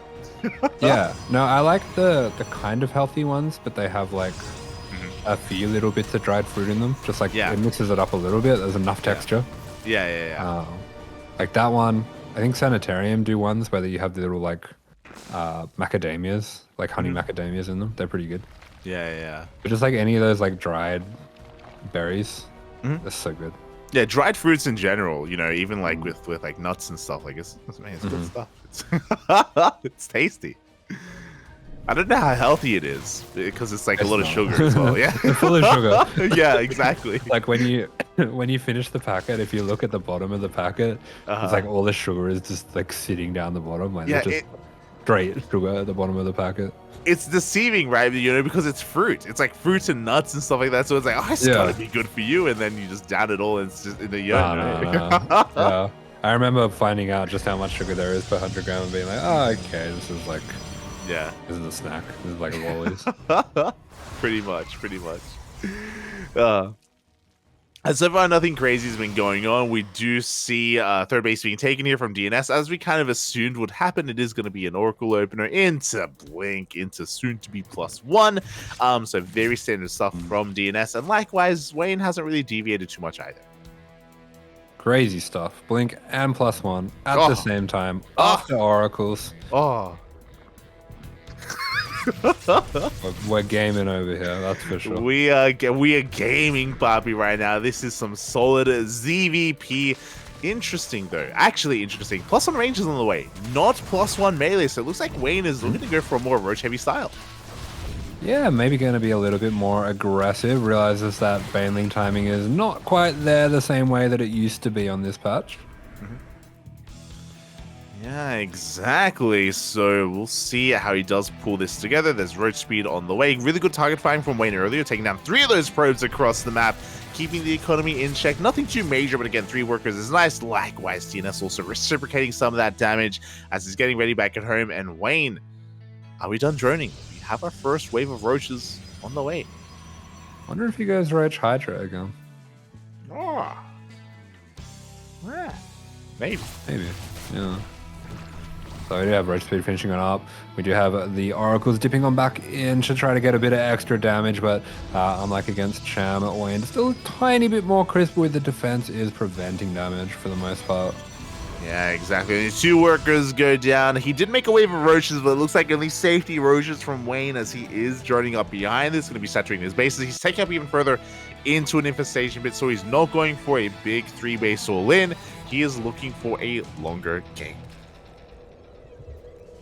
Yeah, it is going to be actually a double robo now coming out from DNS. Ooh. And that was spotted. The Overseer did go into the main base, did confirm the Bay, the robo on the way as well. So upon seeing that, I'm sure Wayne is fully aware of the potential of Colossus and Disruptors, so he's working towards his eventual Vipers. Oh. Yep, there's the Hydrogen as well, so it could be going into Lurkers after the Vipers.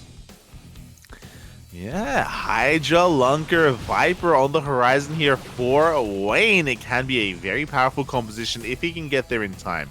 Now, the scary thing is that DNS is making 2 Colossus at a time, and he will have a very strong timing when he hits 4 Colossi. He can move out, and he can look to try to break Wayne before he gets into Lunkers.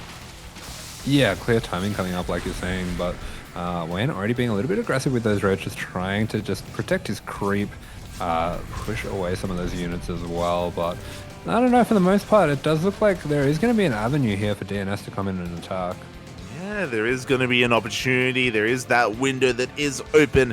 Lunker Den on the way, Hive as well, but it's still in production, and Colossus number 3 and number 4 are on the way here for DNS. We have +2 charge, Templar Archives on the horizon as well. We'll see if DNS does hit his timing. If he doesn't, then Wayne is going to be the one to get a bit out of control. Yeah, I will say in general, DNS does tend a little bit more towards sitting back. I do think that anytime that there's even an inkling that his timing isn't ready yet, he will just kind of hang back and show. Yeah, Exactly. He is kind of willing to be a little bit more defensive. We've seen that time and time again, but we'll see if he does decide to do that again as he's warping in the wave of High Templars, soon to be Archons as well. Lurker Den is now done. The Lurker upgrades are on the way. We have hit those 4 Colossi. DNS though is still sitting back at home, just gonna be walling off, and yeah, it looks like he's just getting ready for an attack.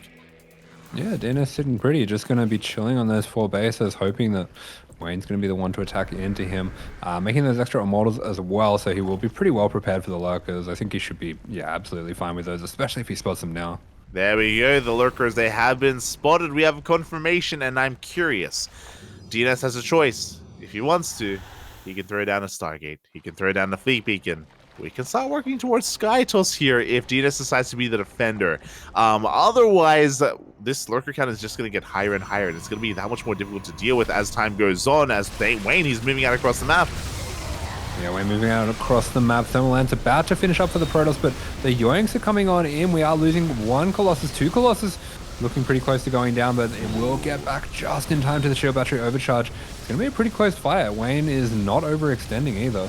Yeah, exactly. Wayne is being very careful, very delicate with his army control, but the overcharge does keep him alive, does keep the Colossus alive. At the same time, we have a Zealot run back across the map, but we have plenty of roaches to defend. And there it is. There's the Fleet Beacon on the way for DNS. Yeah, it makes a lot of sense. We've seen Hero play for late game to great effect on this map, but Wayne being quite aggressive, actually making a big wave of Hydras. Going to be morphing in quite a few lurkers as well. Looks like he wants to put the pressure on right now. Yeah, I feel like this Fleet Beacon is a little bit late. Usually we would see it as soon as we see the lurkers, but we waited after the attack first, which I guess makes sense. Maybe DNS just wanted to make sure he had all of his resources invested in his army to begin with, just to keep himself safe. But it's going to take a while to get into Skytoss. Skytoss is a ways away. Yeah, he's really going to take his time getting into it here as the lurkers once again attacking, getting into a very solid position, somehow dodging out those stasis traps. Oh my god, exactly. Some solid volleys are going to be going off of this. Nexus is going to be going down at the same time. We have lurkers coming in from behind. Oh yeah, bit of a myth rally it looks like, and they will be going down. They will go down. 10 workers as well. Zealot Rama in the main base, not really finding too much damage either as Wayne is pushing on forward. His Hydras, his lurkers encroaching on the army. The probes that come back in! Oh, probes going down. We have a beautiful blinding cloud as well, just messing up some of that AI there. DNS is going to be dropping back, but his supply is plummeting. The lurkers still stand strong, and they are going to be trying to wedge their way between these bases. Yeah, they are trying to force their way in, but it looks like the reinforcements have arrived, and DNS is holding. He will survive. He will chase down and even get some of these lurker kills, some very high value pickoffs, but alas, he doesn't have enough to keep on pushing across the map. Wayne is in full control. He is remaxed. Yep, looks like the Fleet Beacon actually just for the mothership here, so pretty interesting. Might be something we start to see a bit more often on this patch. Yeah, it is now a more flexible unit. It's cheaper, it takes less time to build, it's a very good supportive unit as well. But DNS, does he really have enough to be active on the map like this? He's only down to 2 Colossi. Okay, extra Nexus going down. We see the extra Immortals as well. Wayne actually splitting his army up. Going for a bit of a roach attack on one side and attacking with the Hydra Lurk on the other side, but the roaches get caught out. That is going to drag DNS out of position. Exactly, and Wayne, he dives on this 4th base, canceling it once again. The mothership hasn't spotted, but it's going to get yoinked as well. Ooh. Do we have enough Hydras to really punish this, though? It looks like the mothership takes a lot of hits, and we do have a storm. Yeah, time warp goes down quite quickly, but we will be losing that mothership. Wayne with a very mature pullback, though. Was it minus 250? Minus 250? What is it called? Yeah, something like that. It's not too exciting. It's true. It's not the same. It's not the same. No. Maybe size does matter. You do lose a bit of dignity, though. I feel like you lose the same amount of dignity as the Protoss. Okay. At least till we get used to it. Okay, fair enough. Fair enough. As we do see the mothership being remade once again here to try to support this army. We do see DNS pushing up this ramp into Lunkers, into a concave. Yeah, very adventurous, but the Immortals, for now, they stand strong, but there's nothing to support them. This could be the end of the game for DNS if he loses all these high-tech units. Yeah, Immortals are going down one after the other. The Colossus is standing strong. Good storm on those Hydras, as DNS does hold on, but again, that was still an overextension and a big loss for the Protoss. Yeah, I don't know if the Protoss really wants to be trading robo units for cheap units like Hydras in general. Exactly, and with that, Wayne is going to be able to rebuild, remax. There is a Prism hidden in the main base that could always go for a bit of a backstab, but right now, DNS, he's still struggling to survive, struggling to hold on. He doesn't have the spare supply, the spare breathing room to go for a warping across the map. Yeah, that called Hydra's cheap. Any triggered Zergs in the chat? Hello? I did notice it. I didn't get baited there. I'm not a Terran player. How many times did you get baited, Asher? How many? Still probably only 2, but oh, maybe 3. I don't know.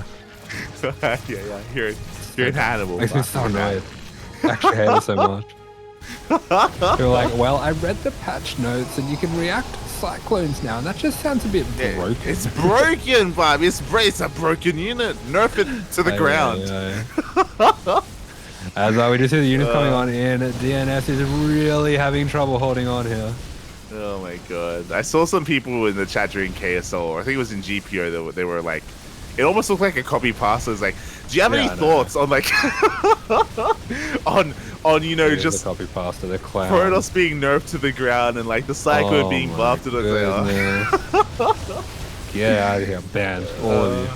As our DNS, he is unfortunately, despite his best efforts, and you know, he is holding on somewhat, but I think this might just be it here. Yeah, exactly, as he is just losing far too much. 8 workers go down. The army is getting smaller and smaller, and DNS, he doesn't have the economy to sustain these losses. He doesn't have the economy to rebuild what he has been losing. That's why the army is just looking worse for wear. Yeah, and I mean, he holds on because he knows this is the very important ace match. I feel like if this wasn't such an important match, he would have left already, but he is going to fight this one out. He is fighting his heart out here. Meanwhile, we have another massive wave of Lunkers on the way. 6 more Lunkers in production.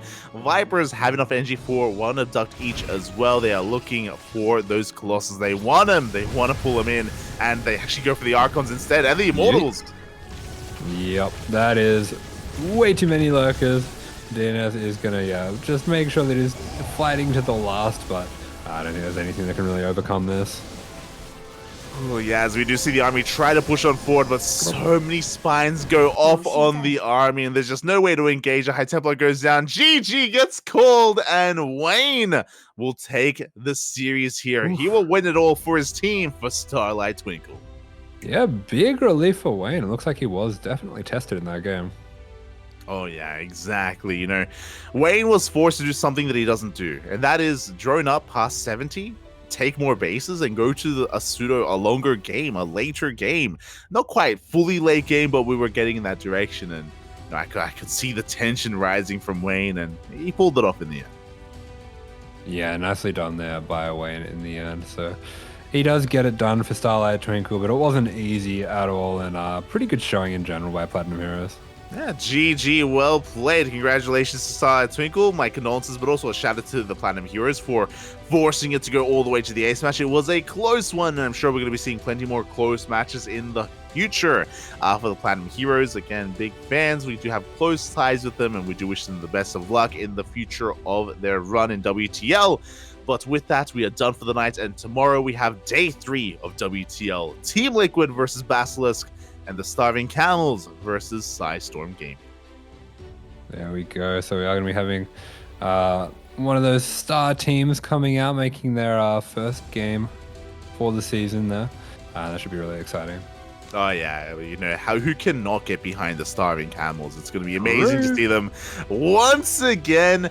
I'm a little bit concerned just because they are going to have to play without their star player, without Firefly, but regardless, they are going to be looking to go toe-to-toe with the rest of these teams. Also, a bit of a PSA, a bit of an announcement as well. I don't know if you saw on Twitter and on social media, but Kelazar Diego is leaving Team Liquid. He is going to be playing his last performance for the team is going to be tomorrow in WTL. So that's going to be the last time we're seeing Kelazar repping TL. Yeah, I think he's taking on Reyna. Yeah. Should be a pretty cool game. Maybe he's got I bet he's got some cheeky cyclone builds. I'm He's looking doing stuff like forward that to it. already. Yeah, we're big fans of Diego, and do look forward to seeing him tomorrow for Team Liquid. He did announce that he is still looking for a team, so he still wants to compete. He still wants to play StarCraft and improve and look to represent a team. So, yeah, we'll keep our eyes out on Diego. He's definitely a player worth picking up, and maybe one of these other WTL teams will decide to reach out and grab it. Yeah, maybe Stubborn Camels. I mean, potentially, you know, I do know Diego, he likes grapes. Just offer him some grapes and maybe he'll join. Caralho. But with that, thank you so much, everyone, for tuning in. Hope you all enjoyed your time here. Hope you all had a great time. I hope you all enjoyed yourself. We had 3 back-to-back broadcasts, by the way. We had KSL into GPO into WTL. We made it. And thank you, Asher. Thank you so much for joining me today. Thank you. Thank you. Good times. And happy October. That's the worst thing ever. Oh. True. Happy October, everyone. It's the 1st of October. It's okay. We haven't hit daylight savings yet. We haven't hit it. It's fine. We still have time to stay up. Oh. Hello, Rafia. Hello. Really, that's what I miss most. Not Asher, but Rufio. Beautiful. He puts up with a lot when there's food on the way. He knows it's worth it. He knows he's gonna get that food, get that tuna.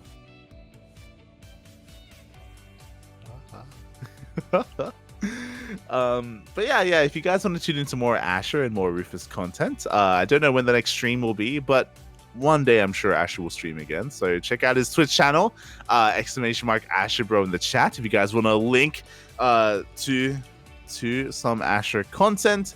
And yeah, thanks for jumping on today. Thank you. And where can they find Mr. Light Vip? Oh, !Light in the chat. I do stream throughout the week. I stream as often as I can over my own personal channel, and I'm looking forward, for the first time in a long time, I'm looking forward to laddering again. Let's go. It's been fun. It's been really fun. Nice. Yeah. Actually, for the first time in a long time. Can't ruin it for you. They try. They do try, Pop. They do try. Oh, God. But you can tune in there if you're interested. Otherwise, if you want to tune into more of the CranKy Ducklings content, we're live tomorrow with the Sparkling Tuna Cup with STC, followed by day 3 of World Team League as well. So we have plenty of StarCraft action here on the CranKy Ducklings. Yeah. Never ends. Never ever. Light would be confused. Yeah, He'd be lost without us. I wouldn't know what to do with myself. I'd have to go outside. I'd have to put go pants outside on. And if you went outside and you didn't have StarCraft, would you just start casting random things? Like they'd just be like kids playing on the playground, and you'd be like, "He's coming towards the slide. Is he going to be able to make it down the slide? Oh, beautiful execution on that slide."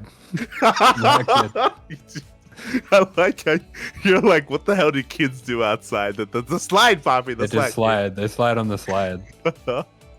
And they run around, and then they fall over, and then they cry, and then they go home. Yeah. And then the parents walk up to me. They ask me to leave because I'm casting the kids. They're like, "Why are you wearing pants?" Oh, I don't wear pants when I cast. What are you talking about? This is normal. Is this not normal? I don't know the meta for casting outside.